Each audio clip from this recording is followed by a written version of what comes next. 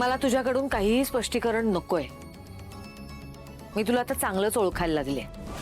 तुझ्या प्रायोरिटीज काय आहेत हे तर तू दाखवूनच दिलेस। आणि तो फक्त हळदी कुंकवाचा कार्यक्रम विधी म्हणून नव्हता। खरं तर मी तो कार्यक्रम करणारच नव्हते तुझ्यासाठी, पण तो कार्यक्रम प्रत्येक लग्न झालेल्या स्त्रीचा मान असतो, म्हणून म्हटलं तो मान सगळ्यांना मिळायला हवा आणि म्हणून मी तो कार्यक्रम करणार होते। पण तुला त्याचीही किंमत नाहीये। देवी आई, माझं ऐकून तर घ्या। ऐकून घेण्यासारखं आता काहीही राहिलेलं नाहीये। तुला या घराबद्दल, या घरातल्या माणसांबद्दल काय वाटतं हे तू तुझ्या वागण्यातून दाखवून दिलंच आहेस।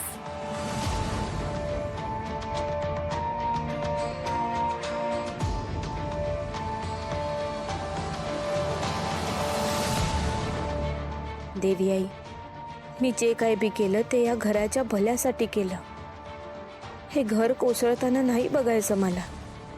माझं सगळं कुटुंब माझ्या सोबत आनंदात राहायला पाहिजे मला, म्हणून मला हे करावं लागलं। मला माफ करा देवी आई, पण मी आत्ता कुणालाच काहीच सांगू शकत नाही।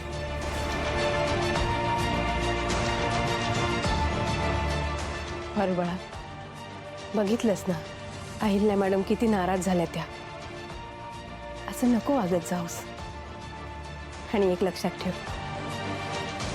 आदित्य बाबांना कधी नाराज करू नकोस।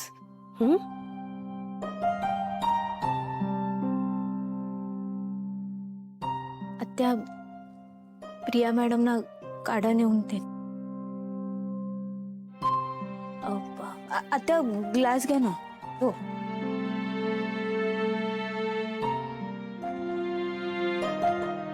हो, गाळणी बी घ्या।